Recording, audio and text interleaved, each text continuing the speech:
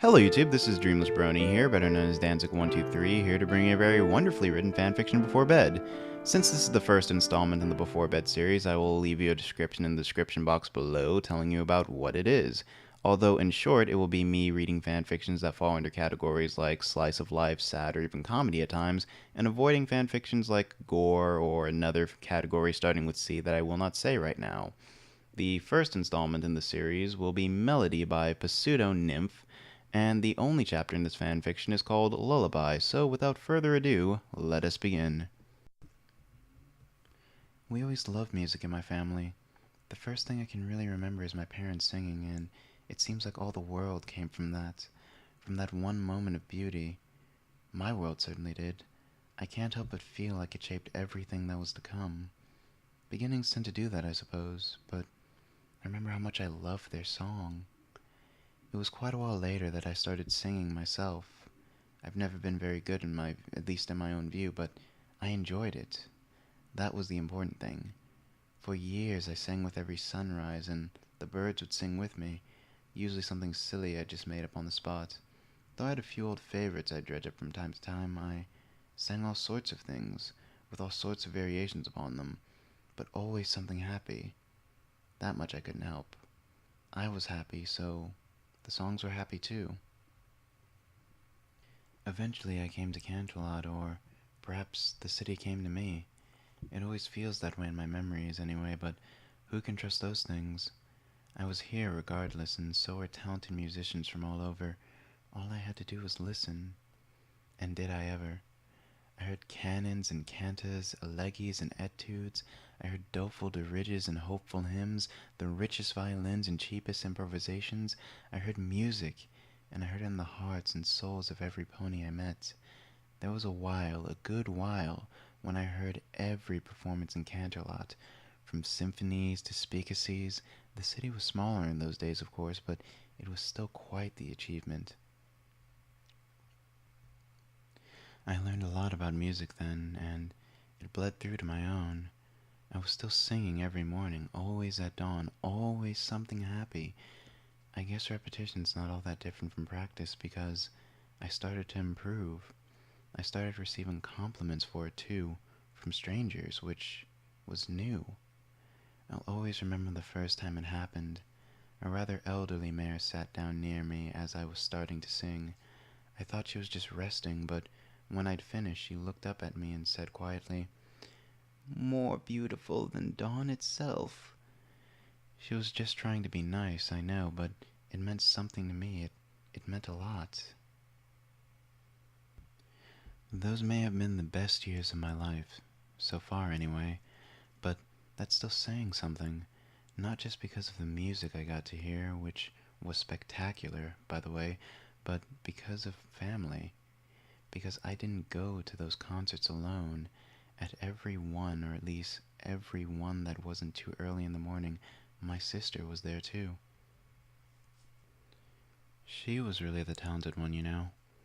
My songs were just noise compared to hers, out of tune dithering beside the ballad of a master, but she never sang in public. She was always so shy. She listened, though, every time I sang, and she smiled. Those smiles were far more beautiful than anything I ever made.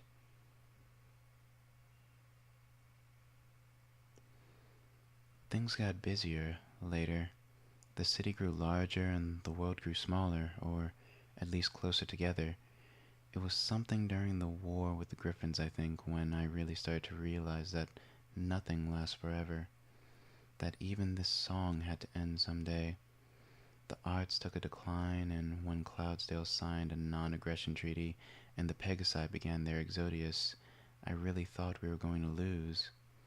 To tell the truth, if it weren't for the Crystal Empire's timely aid, we probably would have, which made it even worse when we discovered the atrocities their king was committing. It was a trying time for every pony, and we were not excluded. But through it all I never stopped singing, and cheerful songs at that. It was such a little thing, but that just made it all the harder to do any less.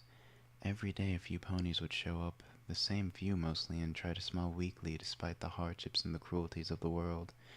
There was the chance, the slimmest chance that I might touch another's life and make it brighter at the time when we all so needed it, and that chance was worth far more than my mere song. It was then that my sister and I really began to diverge. Duties called, and there just wasn't time enough to go around, not with all we had to do. So she worked all night and I worked all day.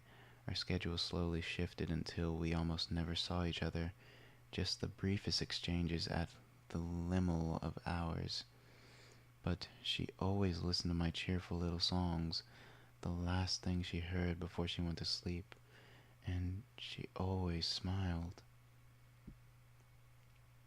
Of course, the Crystal Empire couldn't really save us alone. They just let us live long enough to see something even worse.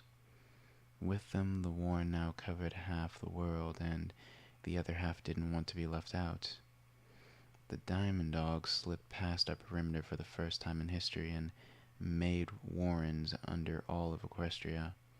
The dragons were decent enough to stay out of things, but the changelings started sneaking in during the confusion, replacing all sorts of ponies, living or dead.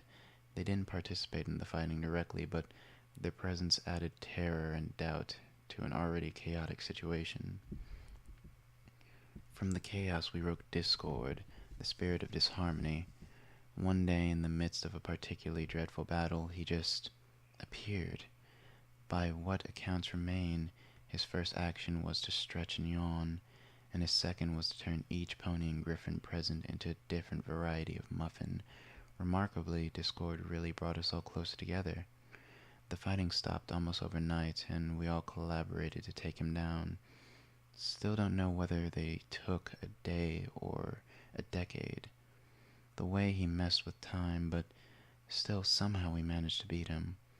A few major natural laws were permanently rewritten, and countless pony changed gender, but we beat him. Everything was peaceful again, and through it all I sang. We should have thrown a party after that, but it felt like the best celebration was a return to normality, a quiet reaffirmation that life was safe and solid and sane again, that you wouldn't wake up a different species or find literal monsters underneath your bed. We carried on and acted our best like things were normal. Then the next problem started. She noticed it at first, but she didn't tell me until she was certain, until she had it all figured out. King Sombra wasn't aging. He had been king almost a century, and he looked exactly the same.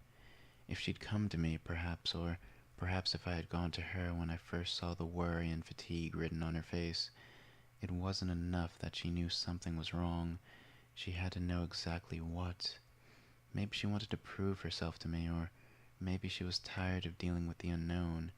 After all that time with Discord, I don't know. So, she studied. She still came to my songs, but she stopped smiling quite so much. There were lines under her eyes and fatigue in them, so I thought nothing of it when her once cheerful grins became more and more obviously forced. I just gave her a hug and told her to get some sleep. I could have done so much more. Every day she looked gloomier and grumpier than the last, and I said nothing. Eventually, of course, she figured it out. She seemed so happy as she explained to me just how Sombra had corrupted the crystal heart, had used its magic in reverse to drain the life force and memory of his slaves, and burn them for fuel. She couldn't help but call it ingenious. After all the time she spent studying dark magic to work it out, and I said nothing then either. We wouldn't have been able to stop him, I don't think, without her efforts. She knew exactly what to do to break his enchantments, and if we hadn't, he could have kept drawing more and more power from the crystal ponies. She saved all of their lives, at the very least, and even then he put up a hard fight, just with the energy he had stored. We had to banish the whole empire, but in the end we won. The next morning I sang, and she didn't stay to listen. The next 2 years I sang, and she still would roll her eyes and flee at the first upbeat note. I thought it was because I was a bad singer. I still wonder sometimes. Then she tried to blot out the sun. She never stopped studying dark magic, apparently. Sommer's library had a great wealth of knowledge on the subject, and she supercreciously procured it all. It corrupted her, and I was too busy being cheerful to notice. She attacked me. I fled. But when I saw how much she was hurting the ponies I left behind, I returned. Before I banished my little sister to the moon, I asked her why. She laughed, short and bitter. You never did see things from my point of view. That was 200 years ago, but I still can't call it winning. It was 6 months before I even managed to raise the sun again. When I finally did, for the first time in my life, I didn't see it as a start of a new day. I only saw it as the end of a long and beautiful night. My sister Luna finally going to sleep. And that is why every morning at dawn, I sing a lullaby. Any other questions? Yes, the stallion in the back. Go ahead. The end. I would like you all to forget what I said earlier. This is not a wonderful fan fiction. This is an amazing masterpiece, written in the form of English literature. Now, I must go and cry very softly as I drift to sleep. This is Dreamless Brony, wishing you all a good night. Holy moon princess, good night, sister mine. Rest now in moonlight's embrace. Bear up my lullaby, winds of the earth, through cloud and through sky and through space.